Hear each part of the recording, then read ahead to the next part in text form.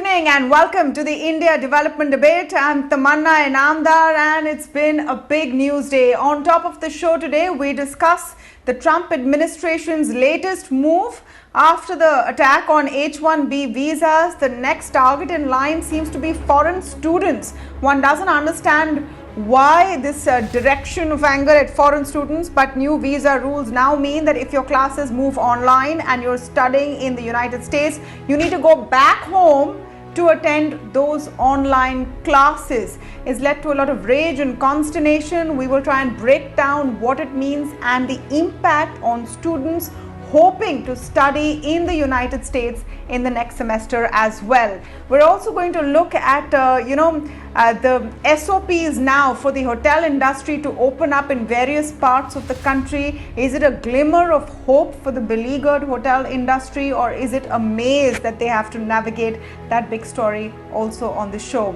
But first, let's begin with what's happening in the United States. Now, overnight, the news came in that new visa rules mean if you are studying in the United States as a foreign student and your classes have been moved online, as they have across the world, you will now essentially be deported unless you move to a university which has face-to-face classes. So think of it as a student. Now your choice is between finding a way back home and attending online classes.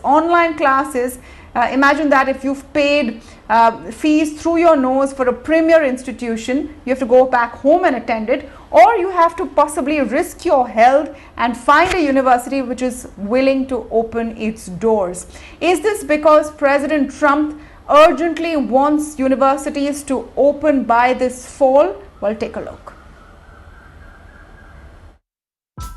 As universities around the globe are beginning to make the decision to move to online courses, there's a fresh setback for international students in the United States.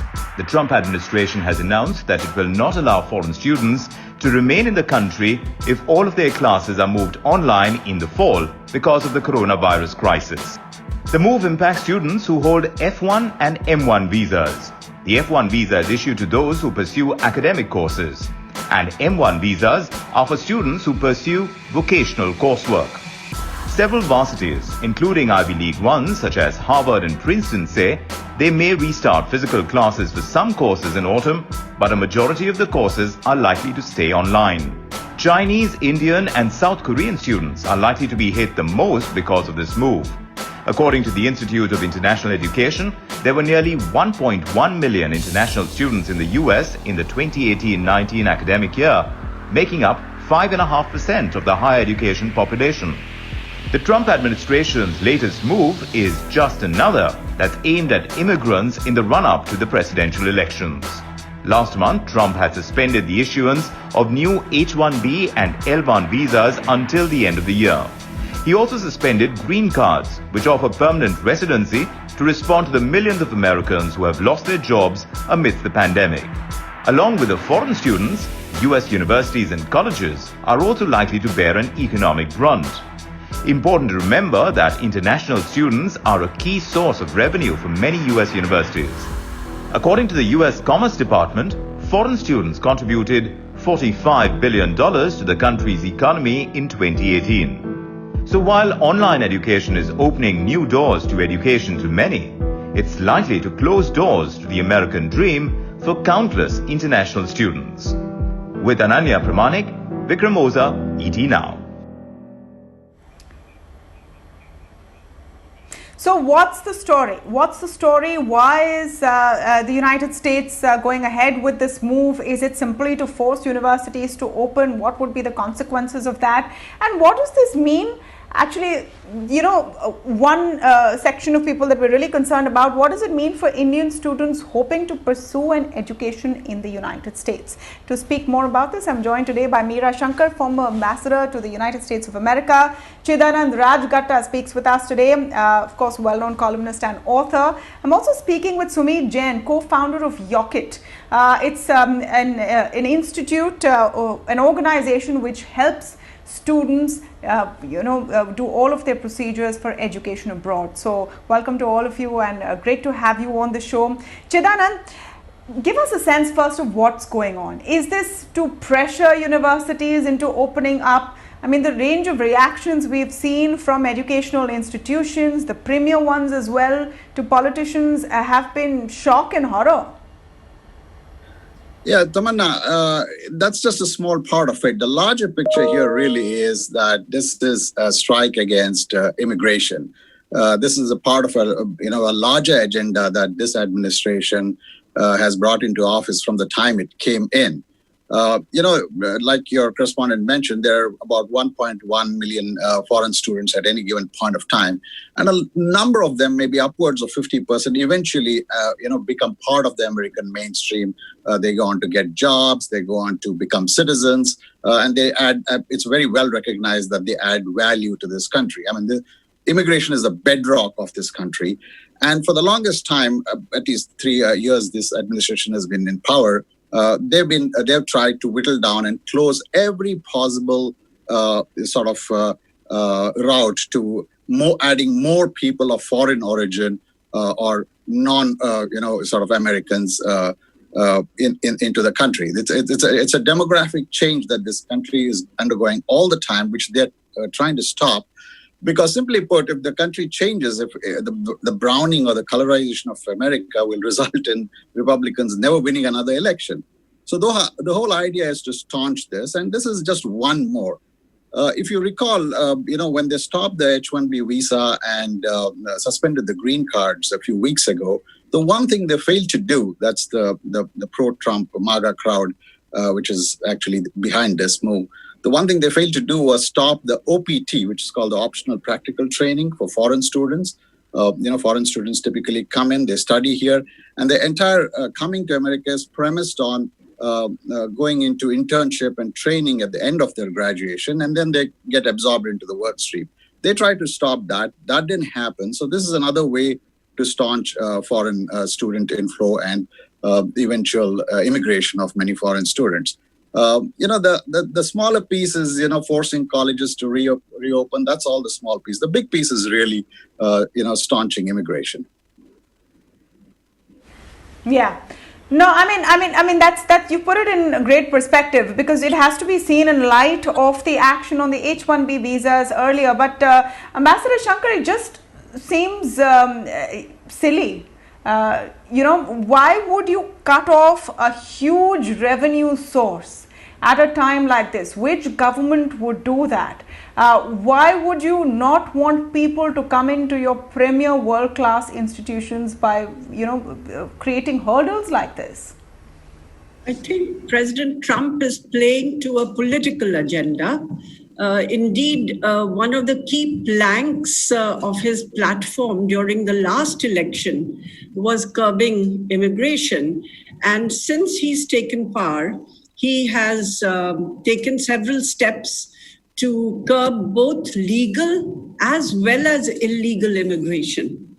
And this is the latest salvo that we are seeing in the run-up to the presidential election in November. Now, this plays well with his constituency, which was an overwhelmingly white American constituency, which has been concerned about demographic decline of the white population, as well as the political economy that this might give rise to, in the sense of who would control the levers of power in the future. Now, this is well into the future and maybe scaremongering, but it plays well with his constituency. I think his primary objective is political, to show that he's doing something about immigration and to stop the entry, as Chidanand said, of non-white immigrants into the US, because the majority of foreign students today in the US are, the largest is Chinese, number 2 is Indian, and the third is South Korean. So they are basically from Asia. Now, from India, we have about 200,000 students in the US. And many of them have gone on to, if you see in the past, head key iconic American companies or startups contributing hugely to innovation and to economic growth in America. For these students, they're going to be in a dilemma because the policy is so confusing. There are no flights at the moment. If their visa status is cancelled for those who are there, they won't be able to fly back. For those who have paid fees through their nose for the new semester, for new entry, they won't be allowed to go there. They'll have to take classes from India. So overall, it's extremely confusing and has been criticized hugely by academic leaders as well as opposition leaders. If you've seen the president of Harvard, the American Council of Education, Senator Elizabeth Warren, Senator Bernie Sanders. Elizabeth Warren has called this cruel and Bernie Sanders and asked for it to be reversed. Now, the interesting thing is that will this survive a Biden win? Because Joe Biden has come out quite clearly that they are for the Democrats. He is for legal immigration and that America has been built on talent, and he is going to ensure that America has the ability to draw on the best talent in future. So clearly, this is an issue on which there is a political divide, and it may not stand. Say something. You're absolutely right, Ambassador Shankar. Yes. The thing is, yeah, you're absolutely right. It's currently a political issue, as Chidanand also said. It's you're pandering to your voter base. That's perhaps what Donald Trump is doing right now before the November elections. But remember, these are lives of real people who are not involved in the politics and who are impacted today. So Sumeet, Jain, I want to talk about those real people. Students who are there right now and wondering what to do, whether they should come back, how do they come back, should they transfer out to another university which has classes, or faced with the choice of exposing themselves to the pandemic by going in for classes. What about students who are waiting to start their academic careers and their further education in the United States? What are the kind of cases and queries that you are seeing? So we could divide the students into two parts. One, I think, is the ones who are already in the US, who are going on with the course. Maybe they're done with the first year, in the second year right now. A lot of students and the second part is the ones who have got admissions for the fall 20 season right now, who have not yet got any visas or do not have access to visa right now. So the ones who are in India and have not and are going to start their academic course from fall 20, I'm seeing that most of them are spring 21. Most of them are deferring for the next intake, or in fact, some of them are even deferring to fall 21. The real concern is for the students who are already in the US and who are in the mid of their course. So they're like the real problem. They are really worried about it's uncertain for them, and that's what worries them. That what do they do now? They're stuck between the. It's something which they are helpless, because even if they want to start on-campus classes, if the university doesn't open it, they cannot do anything. And if the administration does not allow for them to stay back in case of online classes, they cannot do anything. So this is something. It's more like a battle between the universities and the state, and that's where they are getting crushed. So I think this is more about, like the previous panelists have said, that it's more about the political thing. I think it's about. Are you advising people? Let's look at solutions. Let's look at solutions. What are you advising people? What are you advising students right now, and what are the kind of options they have? So students who are still in India, we're telling them that there's not much you can do right now. I would tell them to defer this admission, go for the spring term or the next fall term. That's fine. They don't have much to lose if they're going to stay here for next 6 more months.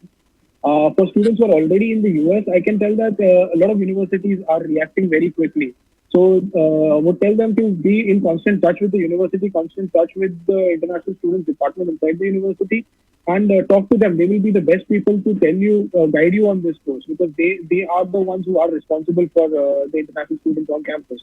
So again, we are seeing a lot of universities coming out and saying that we will move to hybrid model. We will not make it a complete online model. So I think a lot of we will see a lot more notifications coming from universities. They will be giving out information on what the students should be doing. I'm sure that they the international students form a big So the amount ball of is in their revenue for court. these universities as well. It's a big revenue for universities as well. So if they do not No, absolutely, open up the campus, if they do not open up the campus, it chokes that. It chokes their revenue.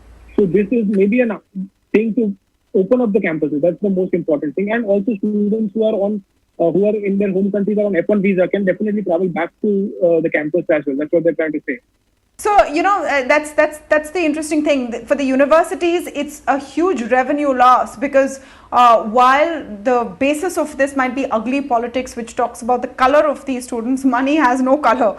Chidanand Rajghatta, do you think there's any chance of a reversal? Will pressure come to bear, or will it be a wait till November, which is we'll have to wait and see what happens, whether Biden comes in and changes things? That there'll be a reconsideration despite the MAGA agenda. The one reassuring thing I find is that both the academia, which is totally in favor of foreign students because they add immense value to institutions, and the students themselves are much smarter than the people in the administration. And already I can see signs that they're devising ways to get around this by forming what Sumeet called a hybrid model with some amount of online courses and some sort of in-person courses. But of course, this thing is also going to be challenged in court. I have seen a couple of lawmakers and former officials saying they will go before the court. But this is going to be a long uphill battle, not just now, but even into the next administration, because it'll take a lot to reverse some of this, because it has bred an immense mistrust in the whole American system. Actually, over the last 4 or 5 years, you've already been seeing that a lot of, particularly in India, I know, anecdotal evidence, friends, family, I know a lot of kids who are actually going to prefer to go to Canada and Australia, New Zealand, Middle East, Europe to study.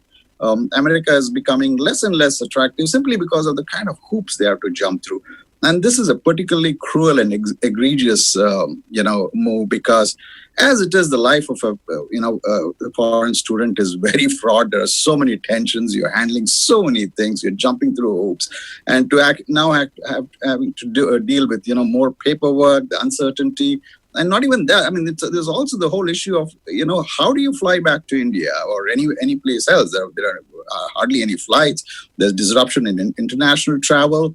And why would, like I mentioned, the fundamental premise of a foreign student coming to the United States is to gain on-ground, in-person, practical instruction. If you want to do classes on Zoom, why would you even come here? One. And two, there are also questions about, how is it going to work in practice? There are issues of time zones. Are you going to wake up at 2 a.m. in the night to take a class? The issues of, bandwidth, of connectivity. There are many places in the Middle East and Africa, and even in India where it's hard to, have stable connectivity. So there are a lot of issues. And this is obviously, a very cruel and short-sighted thing. I suspect it's going to be challenged in court, one. Two, I suspect that universities and the academy itself is going to figure out ways to get around this, and they're very helpful to students. Now, it's not just a question of foreign students bring 45 billion in revenue. It's not the money; it's the kind of value the students bring. I joked 20 years ago in a book I wrote. I joked that a foreign student, his life revolves between advisor and Budweiser. They are so dedicated; they just go to class. Hardly any socializing. They're brilliant, and they bring immense value to academia. And like Ambassador Meera Shankar mentioned, there are so many American companies, founded by, people who are foreign, who started their lives as foreign students and, went on to great heights, doing great things.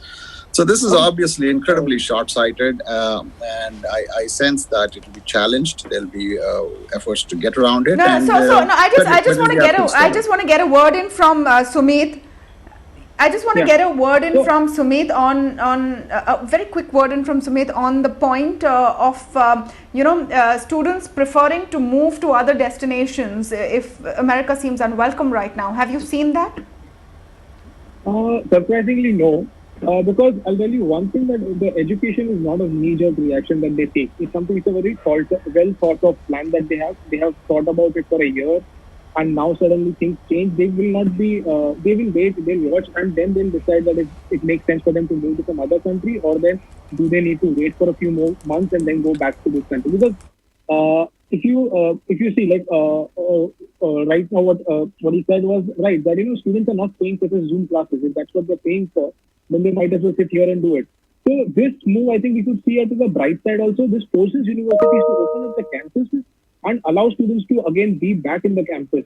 And like there were a lot of students complaining that they were being fleeced out of the from universities. They were being charged the same amount of fees, and they were just getting classes on Zoom.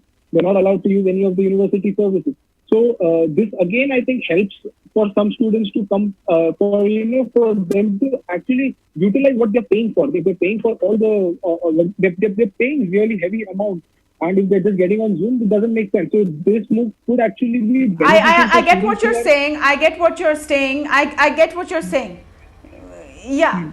No, but depends on how you look at it. There's also, you're exposing yourself to possible infections if you go out, and social distancing has not been exemplary in the US. So depends on the way you look at it. Are you getting the most for the money you've paid, or are you, exposing yourself to disease, possibly, potentially? Ambassador Shankar, just, last word from you. Do you think this is something that India should take up, or just on a diplomatic level, or just ignore this as another one of the trips that Donald Trump is on right now, with a laser sharp focus on winning the November elections?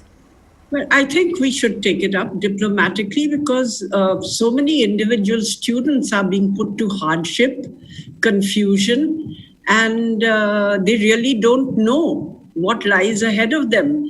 Because even though some of the universities are shifting to hybrid models, where you have part, online courses and part in-person courses, the rules are so complicated that they allow a student attending in-person courses to take only up to 3 credits online. They can't take more than that, or 1 class online. So there are sub-rules within the larger rules, which make this whole policy absurd. So I do certainly hope that the Indian government takes it up with the US and emphasizes the kind of uncertainty and difficulty that the students are being put to on account of this, particularly at a time when they can't travel. And then if they overstay, they risk being deported and not allowed back into the United States.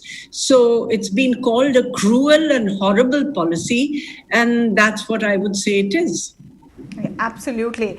Thank you so much to all of you for giving us perspective on this big story. As I've said before, the biggest harm really is tarnishing the image of the American dream. Do they really want to bring it into a situation where no one wants to go? That's really the big question to ask. Thank you so much for joining us on the first big debate on the show this evening.